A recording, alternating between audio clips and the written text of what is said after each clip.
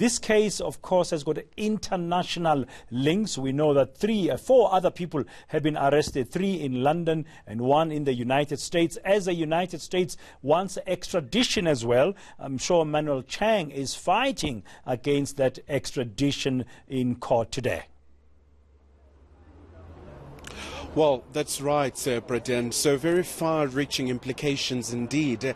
And already a lot of arrests have been carried out. But when you just look at the case itself involving the former minister in Mozambique itself, in terms of the implications for the economy, we know that at some point the international lender like the IMF at some point actually halted a loan to Mozambique because this has been described as a hidden debt for some time. So the former minister was just en route to Dubai, and obviously since his name was flagged by the Interpol, which is of course the main police organization, so he was on the wanted list, as it were. So he was caught in transit here in South Africa. So, and also we had an opportunity of speaking to his legal representative. So today they will have an opportunity to apply for a bail application, and we know that this is also pending an extradition to the US. Like you alluded, Braden, the FBI is on top of this particular case.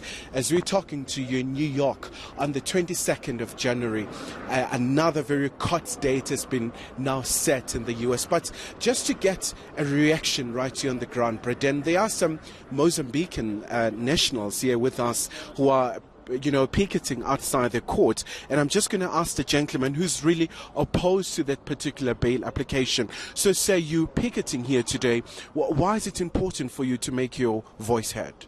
It's so important because according to the Attorney General Office, as we are accompanying this process since the beginning, haven't yet announced any audible information or an audible feedback to the majority innocent citizens of Mozambique. So that is the reason why we are here, at least to make the international community to understand that we are really demanding justice. And not only, but we know that the government of Mozambique is against this idea of the former finance minister to be extradited to the USA. But for us, it should be an honor to hear that he has been extradited to the USA, because it's whereby at least we could have a confidence of accountability. So that is the reason why we are here, at least to express something regarding this matter. And also when you look at the actual reason for the loans, Mozambican authorities claim that they wanted to beef up security along the coastline. So that's a very noble concept, especially given the presence of piracy along the region in that particular point. So do you want all these, the funds that were stolen to be recouped, to be paid back to the taxpayers? Yes, we really want our money back. We really want our money back because we understand that if it was something to benefit the ordinary people of that country, that means it shouldn't have been a secret. But you have to understand that that was a secret. It was beyond acknowledgement of the majority of the population in Mozambique. So that is the reason why we say we want our money back.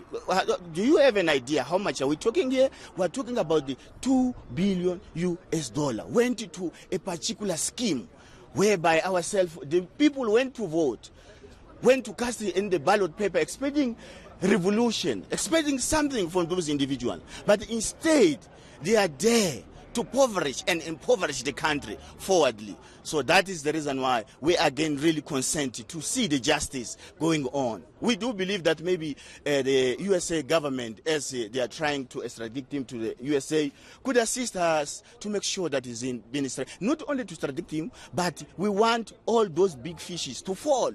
Because we understand that the ruling party won't reveal the whole secret what really went on. We know that there are many people implicated in this particular matter. Because you have to understand that this happened at the regime of Armando Guebuza. But we never heard anything from the regime of Mr. News. He's there silently. Why? He have to tell the nation what really happened. We want to know what really happened with $2 billion. But we haven't heard. We are really still eager to hear that.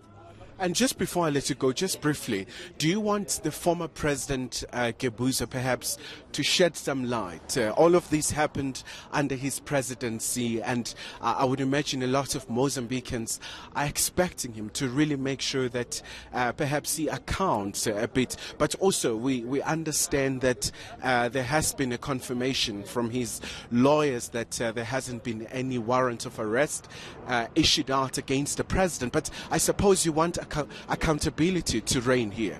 Yes, definitely that is the way it is. But to us, it seems a little bit impossible, because we have to understand that before he can face the accountability of the matter, the government, the ruling party, which is Frelimu, has to express something regarding this matter.